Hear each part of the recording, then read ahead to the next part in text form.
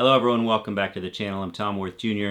and I wanted to talk about a fantastic new-ish book. It's called The Separation of Church and Hate by John Fugelsang, who was or is or both a stand-up comic. And I came across this a few weeks ago, and he was making the rounds on the talk shows, and it's just an amazing book. Whether you are Christian or not, a big part of Trump's support comes from the evangelical right and the Christian nationalist right, just the hardcore right-wing fundamentalists, which, as he points out, John points out, all the the Jewish religion, the Muslim religion, Christian religion, Protestant, Catholic, whatever, there are always really hardcore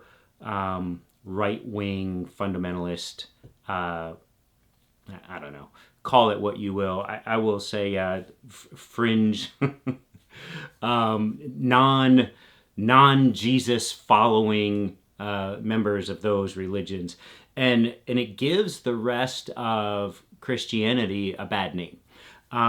Because what these people espouse is often hate for other groups. Now, they will take exception to people hating things that they love, but as any follower of the teachings of Christ knows, you're not to hate anyone. You are to love everyone. You are to love your enemy. You are to turn the other cheek.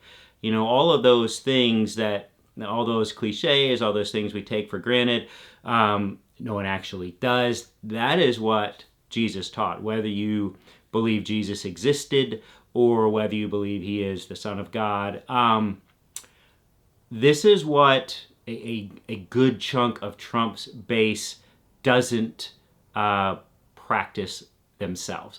They hate other groups. And we know what these groups are, whether it's immigrants, whether it's homosexuals, whether it's trans people, whether it's women, whatever it may be. They do hate various groups that suit them, and they attack these groups. And it's something that, as a Christian myself, I'm a fairly devout Catholic. And as we know, obviously, by the way, I was kind of inspired to make this video tonight by a long time, like right from the very beginning, watcher of this channel and commenter on this channel.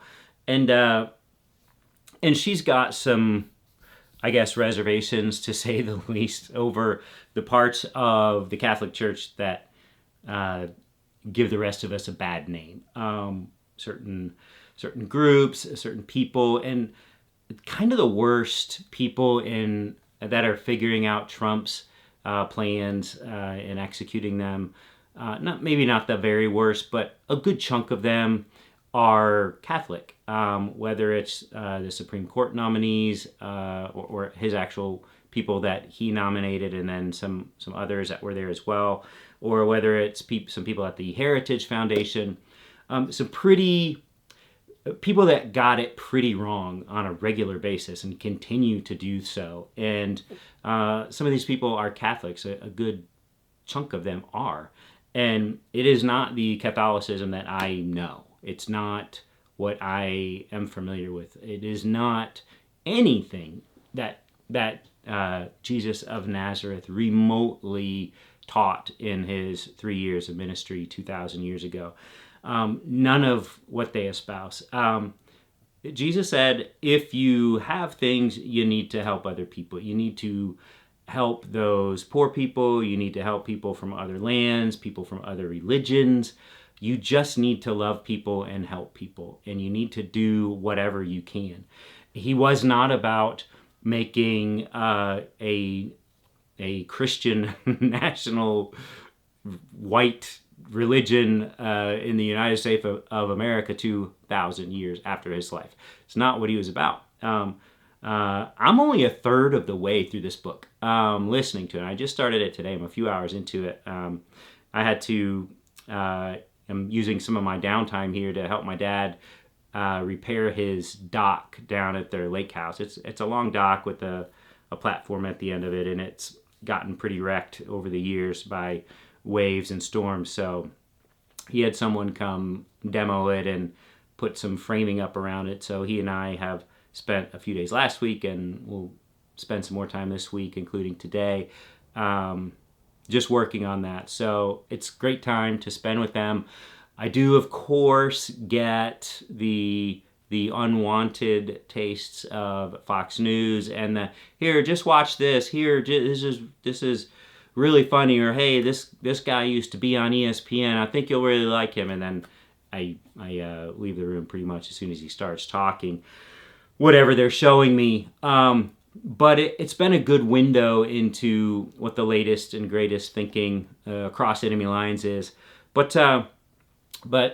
that's why I've been in the car some today. I got a good 3 hours in the car today, and I got a third of the way into this book, and it is amazing. He's done so much research. This stand-up comic whose parents, he was raised really devoutly Catholic up in New York, and his parents at one time, his mom was a nun and his dad was a monk, a brother, and they eventually left their vows behind and fell in love with each other and got married, and but still raised their kids right, in my opinion. And this guy knows a lot, and he's consulted with experts, and it's so commonsensical. That's why someone like me and probably most of you would love something like this, because anytime someone's just describing what we see in our daily life and pointing out how wrong we all know it is, when I come across these people, I know that they just are not actually, they're like the biggest hypocrites in the world, and it's pretty nauseating. It goes back to being a kid and seeing the televangelists and all their scandals, stealing everyone's money or being with prostitutes or cheating on their wives, whatever it was, all just to grab money in God's name. Just not what we're supposed to do, and it's so obvious to so many of us that that's not what you do. Now, I'm not saying it's easy to do what I believe Jesus taught we should do and how to live our lives. It's pretty hard, but at least I know what I should do and what I shouldn't do.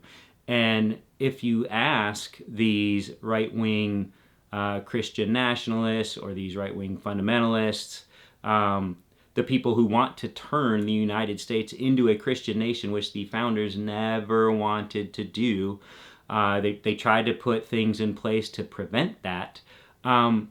If you see what they're trying to do and what they're trying to twist, and all in the name of power and money. That's really what it is at the end of the day. Power and money. Power and money. What does Donald Trump love? He loves power and money. That's all he's ever after. It's a marriage. It's a marriage made in hell, really. These people, and then the political leader that they've always wanted. And it's even more perfect because he's just not remotely, as far as I can tell, Christian or religious in any way. He will just co-opt everything for power and money, for votes. And that's just what he does. And for some reason, they all love him. And they're not the only ones who love him. A lot of people vote with what they think is voting for their pocketbook, and that's not working out at all either. A lot of people vote simply because they don't like people with different color skin either, or they don't. I guess they love rich people. I don't know. That's who is getting all the tax breaks. I don't know. People voted for Trump for a lot of reasons, but quite a few of them were right-wing evangelical types. And I think this book goes a long way towards explaining not just that they're wrong. We all know that they're wrong, but how just to the very core of everything they believe and everything they're trying to do is completely antithetical to the teachings of Christ himself. Anyway, love this book. Cannot recommend it highly enough. And that's what I wanted to talk about tonight. So we will talk again tomorrow. and have a great night. See ya.